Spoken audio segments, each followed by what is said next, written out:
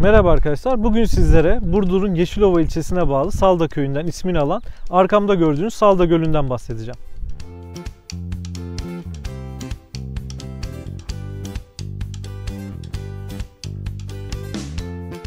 Burası arkadaşlar Beyaz Adalar olarak geçen Salda Gölü'nün en ünlü yeri.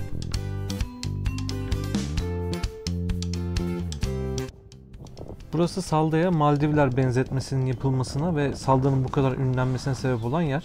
Artık bu kısım koruma altına alındığı için sahile en fazla bu kadar yaklaşabiliyorsunuz. İleride bir Salda yazısı var. İnsanlar genelde oraya gelip fotoğraf çekilip geri dönüyorlar. 2017 yılında Salda videosu hazırlamıştım. O zaman bu sahilde yüzebiliyordunuz. Hatta çadır kuranlar bile vardı. Sahil çok beyazdı. Şu an buradaki beyazlık da sanki biraz azalmış gibi. Sonraki yıllarda turist akımına uğrayınca maalesef o beyazlık bozuldu ve çok katı önlemler alınması gerektiği anlaşılan. Bu sahile insanlar araçları gömülmesi pahasına kıyıya kadar olabildiğince yaklaşmaya çalışıyorlardı. Ve artık belki de Türkiye'de yüzülebilecek en güzel yerlerden birine ayağımızı bile sokamıyoruz. Şu an 2017'de çektiğim o görüntülere bakıyorsunuz. Gördüğünüz gibi arkadaşlar çok fazla büyük bir kalabalık yok. Çadır kuranlar var. Ve o zaman gerçekten burada bir temizlik sorunu da yoktu. Ama sonraki yıllarda atılan çöplerle falan gündeme gelmeye başladı Salda. Artık bu güzel sahilde yüzememek çok can sıkıcı olsa da arkadaşlar ben alınan bu kararı yerinde buldum. Karşıdan bakalım ama bu güzellik daha fazla tahrip olmasın.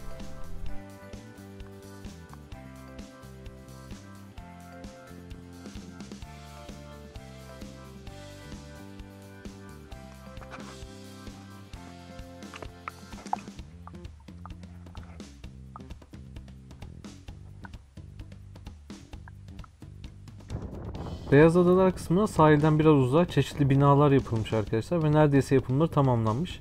Sanırım bu kısımlar kafe olarak kullanılacak. Buralarda ise çeşitli tezgahlar olacak gibi görünüyor.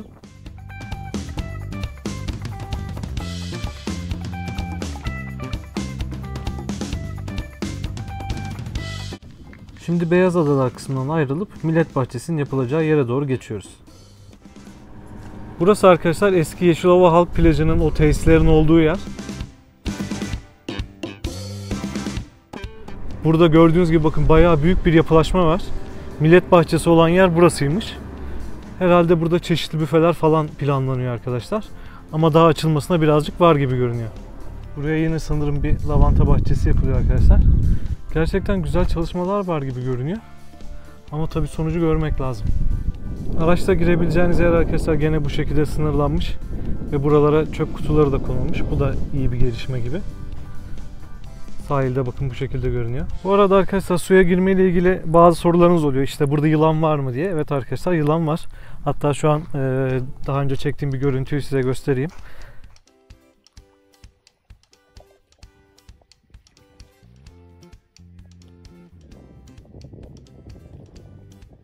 Ama şimdiye kadar kimseye zarar verdiğini duymadım.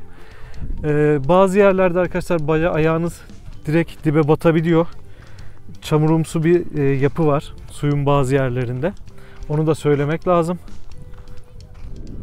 Salda maalesef boğulma vakalarıyla da çok gündeme geliyor arkadaşlar. Ama bunlar bildiğim kadarıyla dibe saplanmayla alakalı değil de yüzme bilmedikleri için oluyor.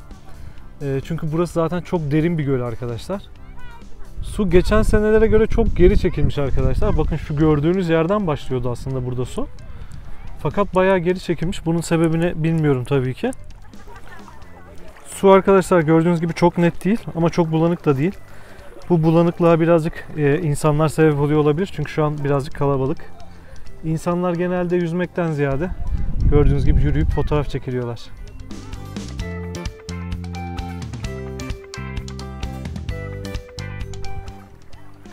Şu ana kadar girdiğim bu kısımda arkadaşlar o bahsettiğim yumuşak ayağınızın gömüldüğü bir kısım yok. Gayet sert bir yapı var. Ama dediğim gibi bu şöyle yani belli başlı yerlerde olan bir durum zaten. Bir adım önce sert bir yere basarken bir adım sonra yumuşak bir zemine basma durumumuz yaşanabiliyor. Birazcık daha ilerlere gittikçe su daha da netleşmeye başladı. Gördüğünüz gibi gerçekten çok güzel görünüyor.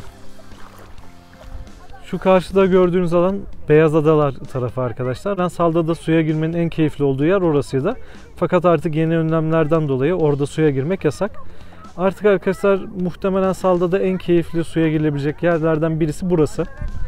Burası millet bahçesine dönüştürülen bu alan. Şu an dediğim gibi burası tamamlanmamış ama arkadaşlar giriş yapabiliyorsunuz. Herhangi bir ücret de yok.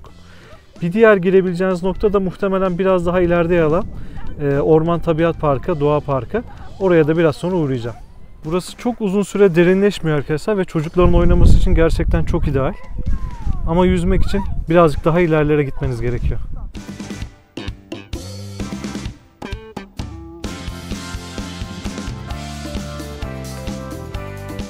Beyaz Adalar'daki kurallar arkadaşlar burada da geçerli. Burası da arkadaşlar Saldagöl Tabiat Parkı. Giriş ücretleri bu şekilde arkadaşlar. Otomobil için 15 TL. Tabiat Parkı daha kalabalık arkadaşlar ama plaja bakarsak aslında o yeni yapılan millet bahçelerinin olduğu yerdeki plaj daha güzel. Burası hem yürürken çok fazla taşlar var hem de çok bulanık görünüyor. Tabiat Parkı'nda orta kısımda insanların şöyle üzerinde gezmeyi tercih ettiği bir kayalık alan var arkadaşlar. Ama orada çok fazla yılan var. Ona da dikkat etmenizi öneririm. Tabiat Parkı'nda büyük ve güzel bir restoran da yapılmış. Ama burada suya girme fikri bize çok cazip gelmedi arkadaşlar. Maalesef suyu çok bulanık. Restoranda arkadaşlar manzara çok güzel.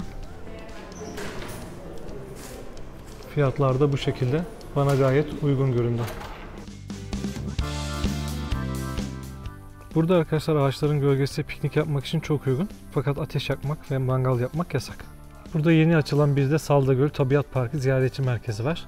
Bakalım içeride neler bizi bekliyor.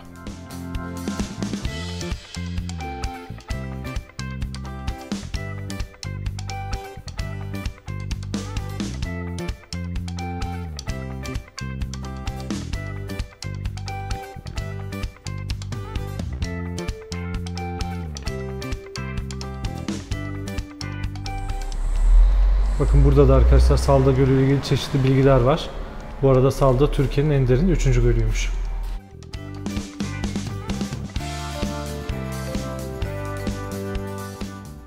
Ücretsiz olarak gezebileceğiniz bu müzede Salda Gölü hakkında, Salda Gölü'nün oluşumu hakkında, burada yaşayan bitki ve canlı türler hakkında bilgiler elde edebilirsiniz.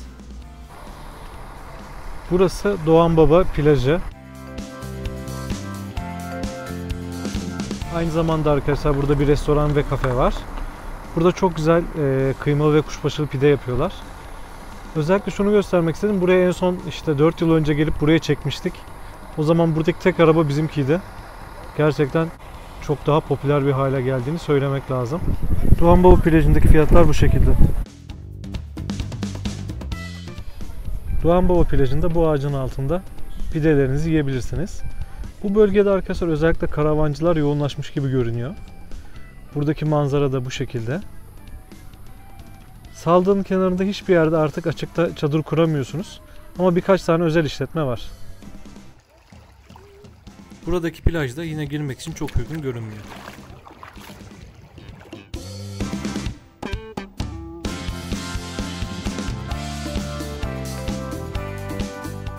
Salda'ya geldiğinizde yemek yemek için Yeşilova'ya gelmeyi tercih edebilirsiniz. Burada arkadaşlar çok güzel burdur şiş yapan yerler var. Bunlardan birisi de Şişçi Fatih olarak geçen bu mekan arkadaşlar.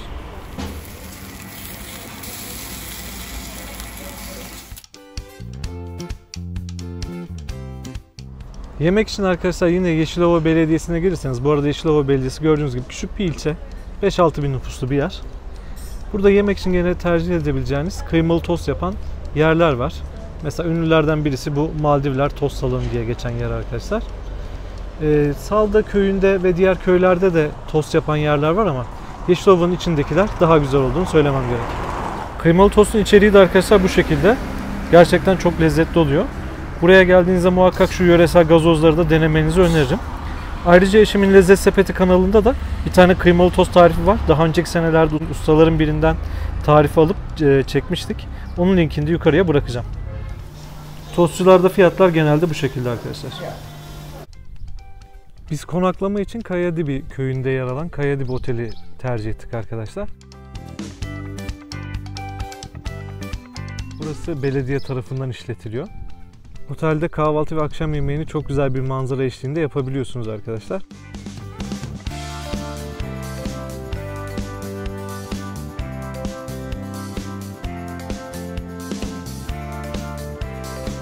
İki kişi kahvaltı dahil 250 TL gibi fiyat ödedik.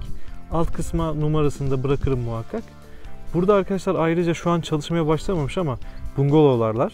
Bunlar eski Yeşilova Halk Plajı'nda bulunan bungalovlar. Ama şu an altyapı çalışmaları tamamlanmadığı için henüz faaliyete geçmemiş. Bu sezona yetiştirmeye çalışıyorlarmış.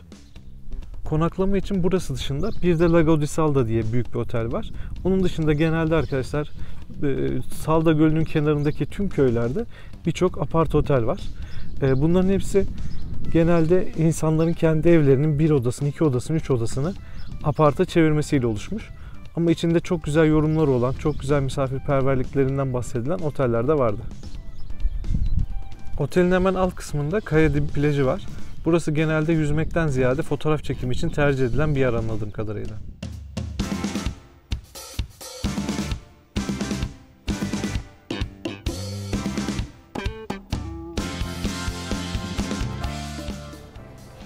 Fiyata dahil olan kahvaltı bu şekilde arkadaşlar. Gerçekten bol çeşit var. Ve bu kahvaltıyı şöyle bir manzarada yapabiliyorsunuz. Kayadibi Otel'de odalar bu şekilde arkadaşlar. Gördüğünüz gibi bir tane dolap, bir tane buzdolabı falan var.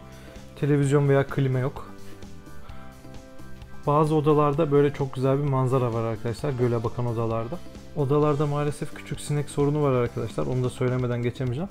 Gece bizi çok rahatsız etmedi ama yerlerde falan birçok küçük sinek görebiliyorsunuz. Eğer bungalovların içini merak ediyorsanız oraları daha önceki yerinde çekmiştim arkadaşlar onları. O videonun linkini de buraya bırakırım. Oradan izleyebilirsiniz.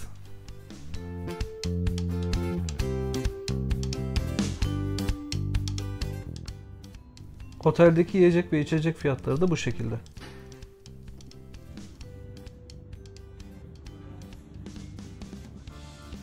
Eğer kamp yapmak isterseniz arkadaşlar hemen yol kenarında Aysefa Camping diye bir yer var. Burası özel bir işletme. Bakın karşısı Salda Gölü. Burası Yeşilova Halk Plajı'nın ve yeni yapılan Millet Bahçesi'nin hemen yakınında. Burada istediğiniz yere çadır kurabiliyorsunuz. Kişi başı 50 TL ücret var. Elektrik veriyorlar arkadaşlar. Aynı zamanda isterseniz buzdolabında kullanabiliyorsunuz. Masa sandalyeler de gene kampçıların kullanımı için ücretsiz.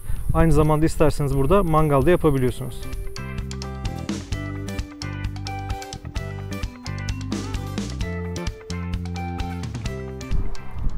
Yeşilova Belediyesi'nden Salda köyüne doğru giderken arkadaşlar burada Salda Lavanta diye bir yer yapmışlar. Çok güzel bir lavanta bahçesi oluşturmuşlar. Giriş 10 TL'ymiş. İçeride istediğiniz kadar fotoğraf çekilebiliyorsunuz.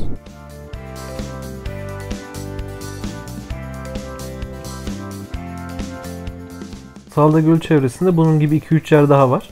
Dilerseniz fotoğraf çekilmek için uğrayabilirsiniz.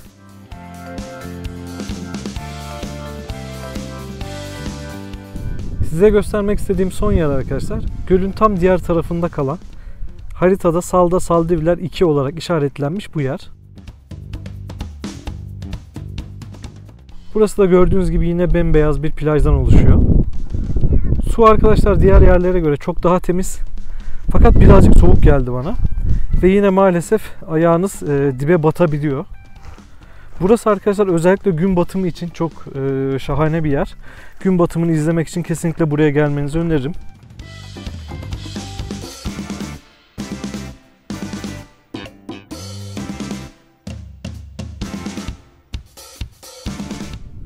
Salda güzel manzaralar görmek, karşıdan bu şekilde gün batımını izlemek için hala harika bir yer. Fakat arkadaşlar artık yüzebileceğiniz güzel bir alanı kalmamış. Buradaki daha önce bahsettiğim gibi yüzebileceğiniz en güzel alan Beyaz Adalar kısmıydı. Orasında artık arkadaşlar bırakın yüzmeyi, sahile kadar bile gidemiyorsunuz. Bilmiyorum ileride belki çok katı önlemlerle tekrar açılır mı? Ama şu an böyle bir korumaya ihtiyacı vardı anlaşılan. Salda ile ilgili söyleyeceklerim şimdilik bu kadar. Eğer sorularınız veya eklemek istediğiniz görüşleriniz varsa muhakkak yorum kısmına bekliyorum.